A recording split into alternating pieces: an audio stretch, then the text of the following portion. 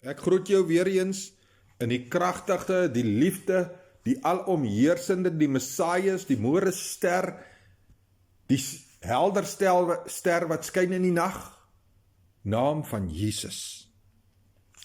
Die Here het so middelik weer eens voorsien vandag, en ek deel vandag deel 2 van die Gees in my of ver.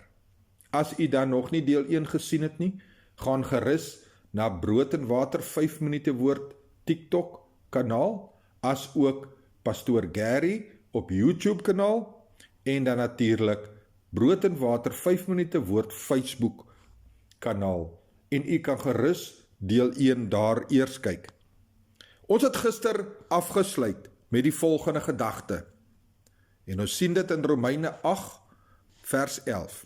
En as die Gees van hom, wat Jesus uit die dode opgewek het, in julle woon, dan sal hy, wat Christus uit die dode opgewek het, ook julle sterflike liggame lewend maak, deur sy Gees wat in julle woon. Maar, kom ons wees eerlik en dalk persoonlik vanoggend.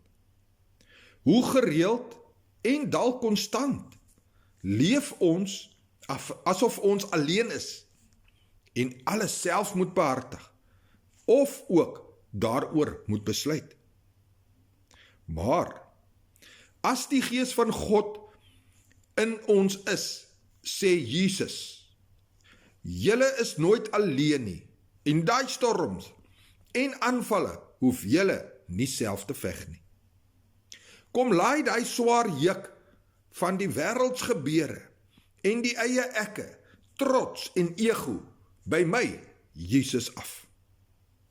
Neem dan my, Jesus juk, onder leiding van die Heilige Gees, wat lig is, as u die Gees genooi het om in u te woon.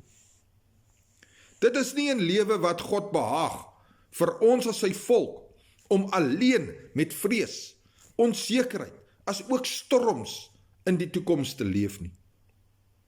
God wil vandag, met hulp van die Heilige Gees, ons vrede gee, wysheid oor omstandighede, en die wete, dat die Gees binne ons woon, wat alles weet van ons toekoms en omstandighede, as ook misstappe en sonde. Ongelukkig, my medebroer en suster en vriend en kennis in die Here, is daar te veel van ons wat leef sonder hierdie Gees van God bemagtiging.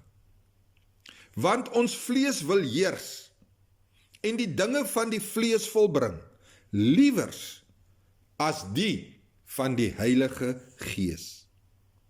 Baie mense is nog onwetend van die kragtige en alomwetendheid van hierdie Heilige Gees.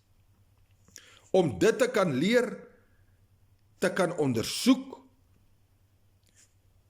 en ken, moet u en ek die woord lees en die Gees vra om hierdie woord oop te breek en te bekragtig, sodat ons dit kan verstaan en tot dade kan omskakel, natuurlik onder die leiding van die Heilige Gees. Kom vandag tot besef en wees eerlik met uself. Het u nog altyd geleef net op u eie besluite en gedoen soos u wil? Hoe het dit vir u uitgewerk? Wees eerlik en antwoord jouself vanoggend. Is daar nie dalk iets binne u op soeke nie? 'n tekort of 'n stewige fondasie om op te staan? Sonder die Heilige Gees gaan dit moeilik of geensins moontlik wees om waarlik 'n lewe te lei wat Jesus vir u wil hê nie.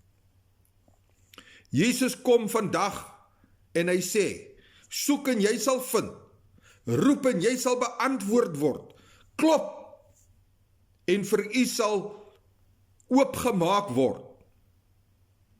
As u die Gees teenwoordigheid nou ervaar, val in gebed en bekeer. Nooi hierdie Gees van God in en vra vergifnis vir u sondes en vergewe die wat teen u opgetree het en vra om vergifnis by die Here vir die waaroor u geoordeel het. Psalm 65:5 sê die volgende: Welgeluksalig is hy wat u uitkies en laat nader kom, dat hy kan woon in die voorhowe. Ons wil versadig word met die goeie van u huis, die heiligheid van u paleis. Op hierdie noot, bekragtig in die teenwoordigheid van God se Gees, wil ek vir u sê, ek gaan vandag afsluit. En ek los dit by u, deel 3 sal volg. Ek is pastoor Gary, brood en water, 5 minute woord, seëngroete. En weet net, Jesus is so baie lief vir jou. Amen.